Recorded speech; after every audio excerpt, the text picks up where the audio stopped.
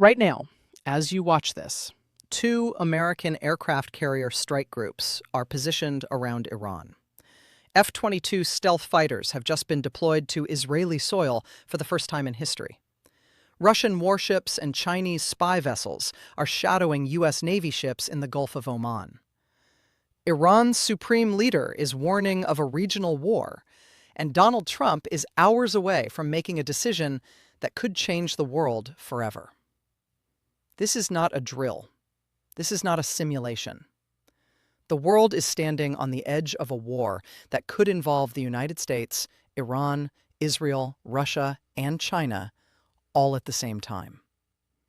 What you are about to hear is the most complete, sourced, and accurate breakdown of this crisis anywhere on the internet.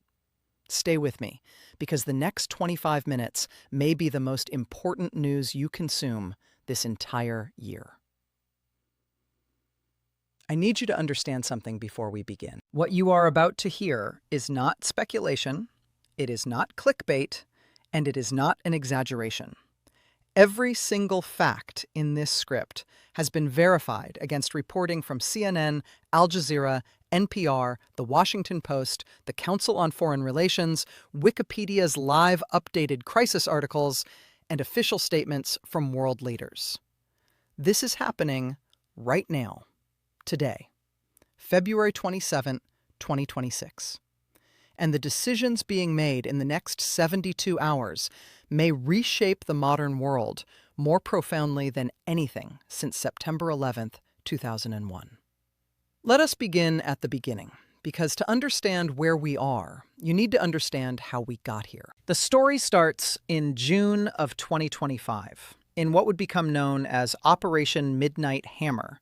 The United States military, working alongside Israel, launched a series of devastating airstrikes on Iran's nuclear infrastructure. The targets were Fordow, Natanz, and Isfahan, the three crown jewels of Iran's nuclear program. Trump called the strikes a success. He described the results as Iran's nuclear facilities being obliterated. The 12-day war between Israel and Iran that surrounded this operation left Iran's military shattered. Between 35% and 45% of Iran's ballistic missile stockpile was destroyed, according to analysis by the Critical Threats Project at the American Enterprise Institute. Iran's top military leaders and nuclear scientists were killed in Israeli strikes that targeted them with precision. For a moment, it seemed like the threat had been neutralized. But here is where the story takes a turn that most people in the West have not been told about. Rather than being broken by these strikes, Iran was hardened. The government in Tehran drew a cold-blooded conclusion. Its generals, according to reporting by Responsible Statecraft, understood that the only reliable way to break the cycle of recurring American and Israeli military interventions was to drive any future confrontation into territories so costly, so dangerous, so globally interconnected that neither Washington nor Tel Aviv would be willing to pay the price. Iran's supreme leader, Ali Khamenei, put it starkly when he warned publicly, if they start a war this time, it will be a regional war. Those are not words chosen carelessly. They are a strategic declaration. Meanwhile, the aftermath of the June 2025 strikes created a different kind of catastrophe inside Iran itself. The Iranian economy, already weakened by years of American sanctions, went into freefall. According to analysis by the Israel Alma Research Center, published in February 2026, inflation inside Iran reached 60%. Basic services collapsed. And beginning on December 28, 2025, massive protests erupted in all 31 of Iran's provinces. Not over nuclear policy, but over hunger, poverty, and the inability of ordinary Iranians to afford bread, medicine, or fuel. The Iranian regime responded with a crackdown that stunned the international community. Over 30,000 Iranian citizens were killed by their own government in January and February of 2026 alone, according to estimates from the same February 2026 assessment. The European Union, reacting to this massacre, declared the Islamic Revolutionary Guard Corps, the IRGC, a terrorist organization on January 29, 2026. The streets of major Iranian cities became scenes of open warfare between security forces and unarmed protesters. And it was precisely this internal crisis that gave the Trump administration a window of opportunity. On January 13th, 2026, Iranian officials warned they were, quote, ready for war after Donald Trump threatened potential military action in response to the growing death toll and the mass detentions of protesters. The United States, rather than responding with measured diplomacy alone, began what the Wikipedia crisis article describes as amassing air and naval assets in the region at a level not seen since the outset of the 2003 invasion of Iraq. That is the critical frame you need to carry throughout this entire broadcast. What America has deployed to the waters surrounding Iran is not a show of strength for show's sake. It is the largest concentration of lethal military power directed at a single nation since the United States invaded Iraq more than 2 decades ago. Here is what that looks like in practice. As of this broadcast, the USS Abraham Lincoln Carrier Strike Group is positioned in the Arabian Sea to the south of Iran. The USS Gerald R. Ford Carrier Strike Group, which was confirmed en route to the Middle East on February 13th, 2026, and was last sighted off Gibraltar on February 20th, is now in position in the Mediterranean to the west of Iran. In total, more than a dozen United States warships are in the region. Each carrier group includes approximately 75 warplanes. An additional 50 fighter jets were recently flown to the region, bringing the total American warplane count to somewhere north of 200 aircraft, according to flight tracking groups monitoring military aviation. Bombers, refueling aircraft, and submarines are also included in the deployment. On February 24, 2026, it was reported that 12 F-22 stealth fighter jets, the most advanced air superiority fighter in the American arsenal, had been deployed to Ovda Airbase in southern Israel. This was the first deployment of offensive American weaponry on Israeli soil in history. Read that again. The most powerful offensive air weapon the United States possesses is now parked on Israeli tarmac, pointed east toward Tehran. Trump, for his part, has been conducting a campaign of relentless psychological pressure. In the final week of January, he used his Truth social media platform to issue a series of escalating threats. On January 28th, 2026, he declared that a massive armada is heading to Iran, describing it as moving with great power, enthusiasm, and purpose. He warned that if Iran did not agree to a deal, the next attack would be far worse than the strikes of June 2025. On February 3rd, the crisis nearly exploded into open combat when 6 IRGC Navy gunboats attempted to stop and seize a United States-connected tanker in the Strait of Hormuz. The Stena Imperative tanker ignored their demands and continued toward the Arabian Sea under the escort of the USS McFall, a guided missile destroyer.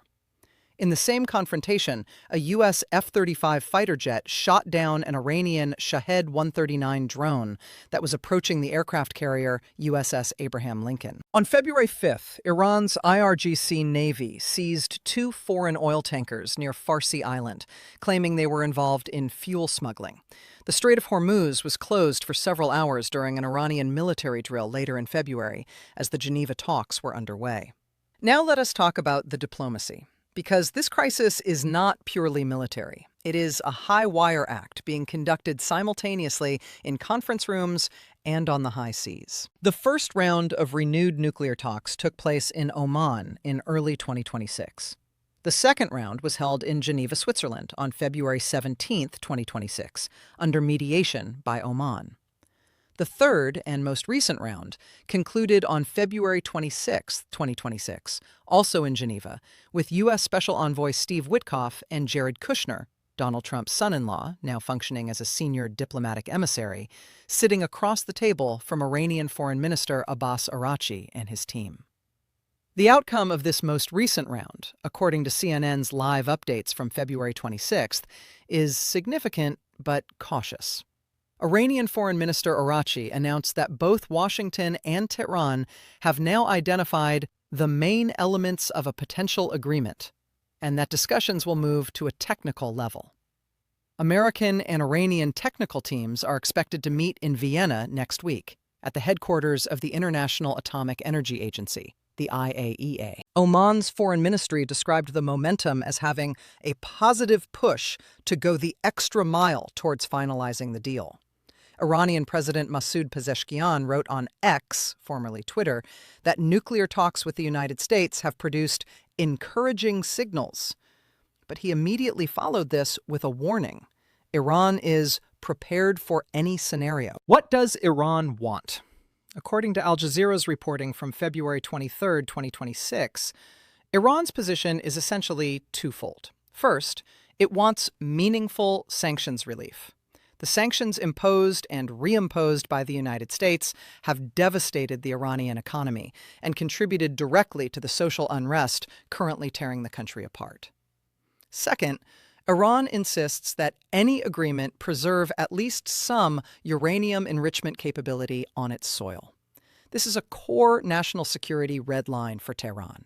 Iran's foreign minister has stated clearly that there is no military solution to Iran's nuclear program and that the only path forward is diplomacy. What does the United States want? According to NPR's comprehensive February 21, 2026 analysis, Trump wants Iran to effectively give up its entire nuclear program, including enrichment, and to dramatically scale back its ballistic missile program, which Iran views as its most critical defensive asset. Trump has also, on multiple occasions, expressed support for regime change in Tehran, though he has been deliberately ambiguous about whether this is a formal U.S. policy goal. The two sides, as NPR bluntly put it, still appear far apart. The internal debate within the Trump administration is fascinating, and recent leaks have given the world a rare window into it. General Dan Kane, the chairman of the Joint Chiefs of Staff, has privately warned Trump of serious risks associated with military action against Iran. The Wall Street Journal reported that Kane told Trump an extended conflict could incur significant costs to U.S. forces and munitions stockpiles.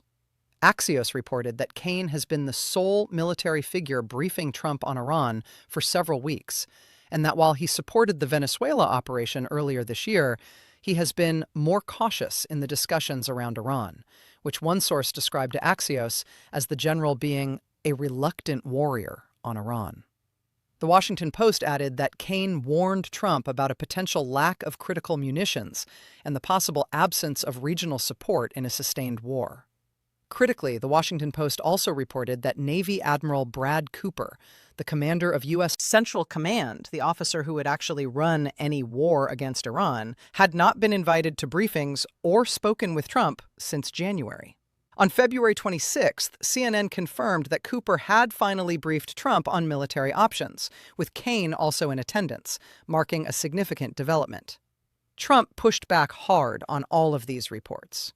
He only knows one thing: how to win. And if he is told to do so, he will be leading the pack, Trump wrote of Kane on Truth Social. He called the media reporting 100% incorrect and fake news. Vice President JD Vance, meanwhile, attempted to reassure a wary American public.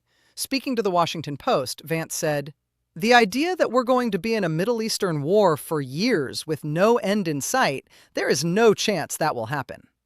He defended Trump as being careful while leaving all options on the table. The Council on Foreign Relations, one of America's most respected foreign policy think tanks, published a stark assessment on February 24, 2026.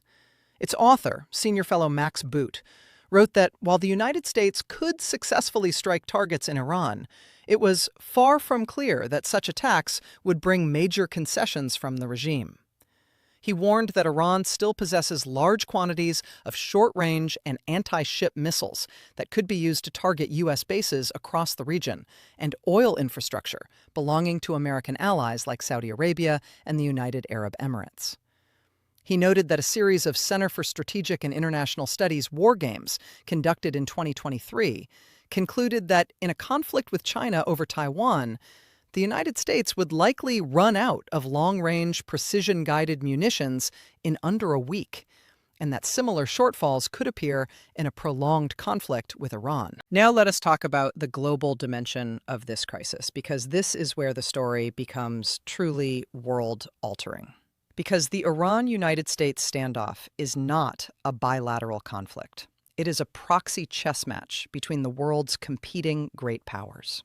Start with China. China's involvement in this crisis is extensive, sophisticated, and deeply alarming to American strategic planners. According to analysis by the National Interest, published February 25, 2026, China has sent the Liaowang-1 maritime space tracking ship, essentially a floating intelligence collection platform, escorted by a Type 055 class destroyer and a Type 052D destroyer to the Gulf of Oman. The earlier Dayang Yihao, described as a scientific research ship, arrived in the Arabian Sea in January 2026 and has been shadowing the USS Abraham Lincoln Carrier Strike Group. Chinese commercial satellites have been used to photograph the deployment of U.S. THAAD missile interceptors in Jordan. Iran's IRGC reportedly negotiated with Chinese satellite manufacturers to acquire or gain access to remote sensing satellites for early warning against Israeli and American attack. China is also near to finalizing a deal for CM-302 supersonic anti-ship cruise missiles, weapons capable of striking and sinking American warships, to be transferred to Iran. The geopolitical calculus behind China's behavior is cold and rational. China purchases approximately 90% of Iran's total oil exports, which reached a peak of 1.38 million barrels per day in 2025, according to the Israel Alma Research Center. This gives China a massive financial stake in Iran's stability.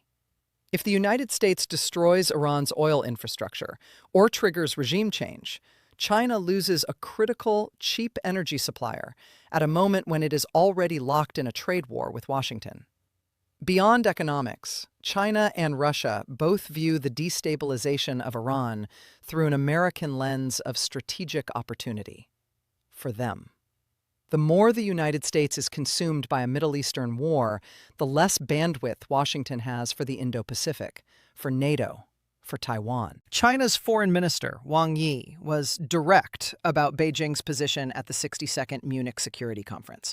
He warned that any war involving Iran would have, quote, consequences across the entire region, unquote, and that escalating tensions could destabilize the broader Middle East. China has also publicly condemned U.S. military threats and called for a diplomatic resolution. But condemning words and deploying spy ships are very different things, and China has done both simultaneously. In January 2026, China, Russia, and Iran signed a trilateral strategic pact to strengthen political cooperation and deepen economic integration. China and Iran have created what analysts describe as a, quote, dark barter and credit system, unquote, to bypass American sanctions and the SWIFT banking clearing system.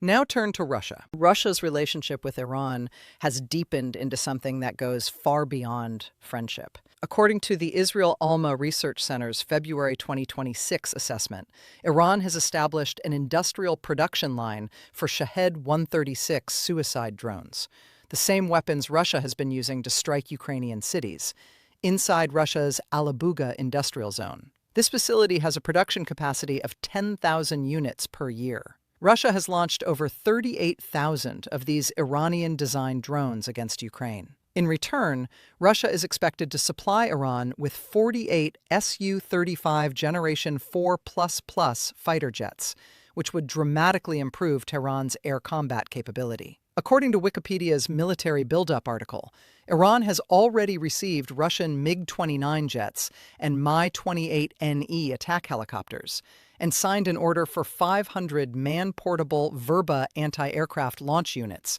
and 2,500 accompanying missiles for a cost of $500 million.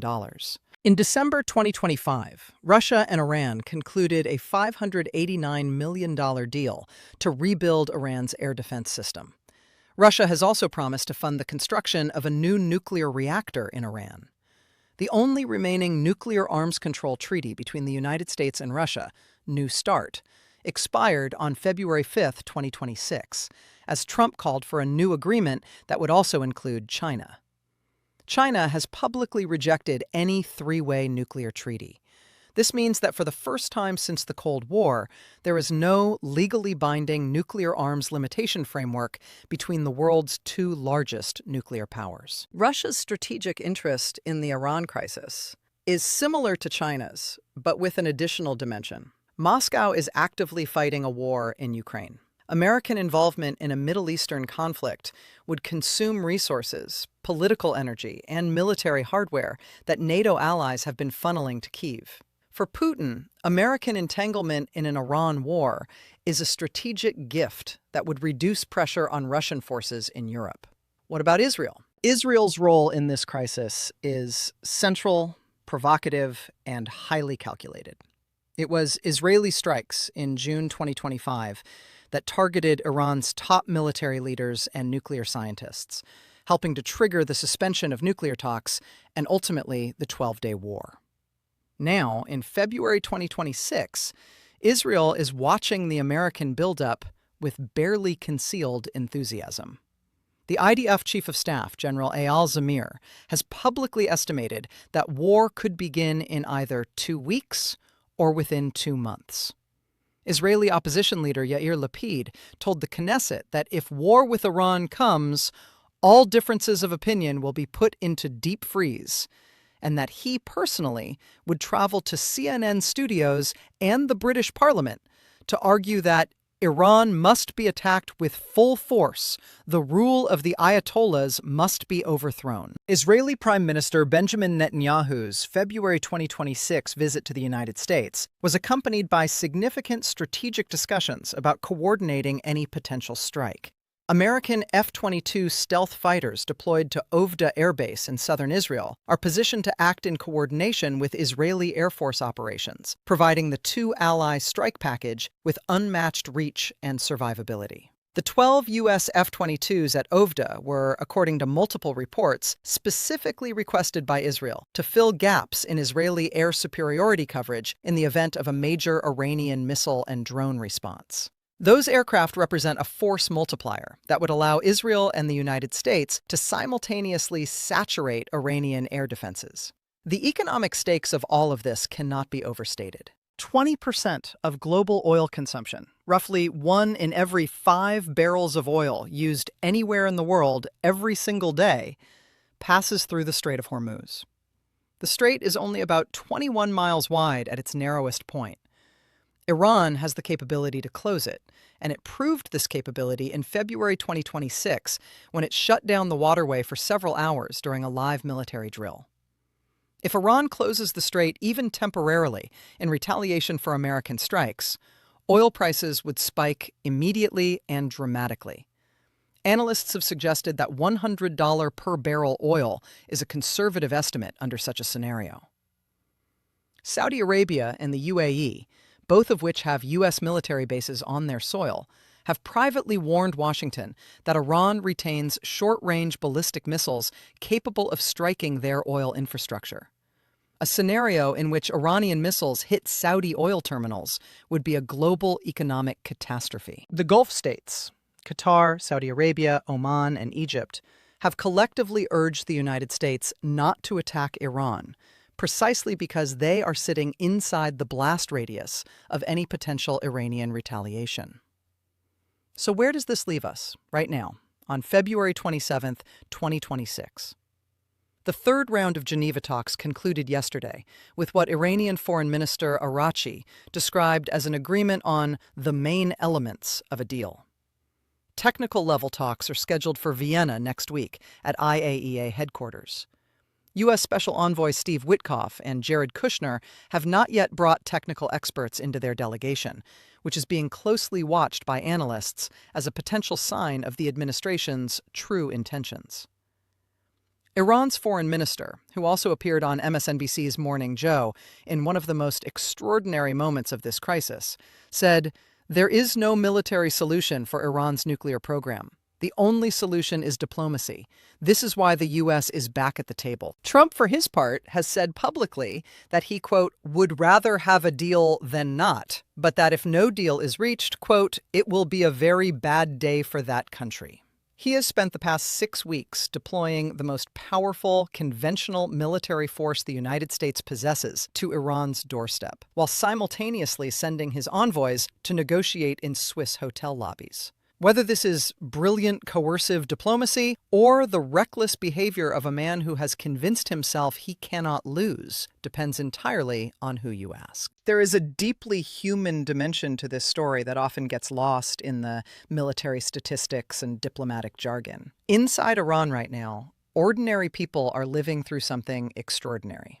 They are paying 60% inflation rates for basic goods. Their government has killed tens of thousands of their fellow citizens for peacefully protesting. Their nuclear facilities have been bombed twice. Their missile forces have been degraded. Their Hezbollah allies in Lebanon have been weakened. Their Syrian ally Assad has fled. Their Houthi allies in Yemen are under sustained military pressure. Their economy has been strangled by sanctions for years. And yet their government continues to prepare for war, preparing graves in Tehran's Behesht-e-Zahra cemetery for what state media is framing as potential American casualties in a coming conflict. Meanwhile, in the United States, Congress has not been asked to authorize any military force. Trump has not made a major primetime speech to the American people explaining why a war with Iran is necessary or what success would look like. The State of the Union address, delivered earlier in February, mentioned Iran briefly, describing its nuclear program as sinister and rebuilding, but set no deadlines and made no formal case for war. This is, as New York Times correspondent David Sanger told NPR, deeply unusual given the scale of the military deployment underway. What are the realistic scenarios from here? Scenario 1. A deal is reached in Vienna. Iran agrees to limit its enrichment activities in exchange for meaningful sanctions relief. Both sides declare victory. The carriers go home. This is the preferred outcome of every Gulf state, every European government, and arguably the U.S. military. The chance of this outcome depends entirely on whether Trump is willing to accept an agreement that looks less than total capitulation from Iran, which his rhetoric has made politically difficult for him to do. Scenario 2. Talks collapse, and the United States launches a limited strike on Iran's ballistic missile infrastructure, the thing Trump has said he has been considering despite publicly denying it. Iran retaliates against U.S. bases in Qatar, Iraq, and the UAE, using its remaining short-range missiles. The exchange is bloody, but bounded. Both sides pull back, claim victory, and negotiate a settlement from a position of mutual exhaustion. This is the controlled escalation scenario, which carries enormous risks of spinning out of control. Scenario 3. Full-scale war. The United States and Israel launch a massive combined air campaign targeting Iran's missile sites, remaining nuclear facilities, IRGC command infrastructure, and naval assets. Iran closes the Strait of Hormuz, fires hundreds of missiles at U.S. bases and Israeli cities, triggers Hezbollah from Lebanon, activates whatever Houthi capability remains in Yemen, and, critically, seeks to draw China and Russia into a confrontation that makes any American continuation of the war politically and militarily impossible. This scenario, as the Council on Foreign Relations notes, carries the risk of depleting American precision munitions stockpiles needed for a potential conflict with China over Taiwan. It could cost hundreds of billions of dollars. It could kill thousands of American military personnel. It could spike global oil prices by 50% or more. And it would occur against the backdrop of China's spy ships monitoring every U.S. warship movement in real time.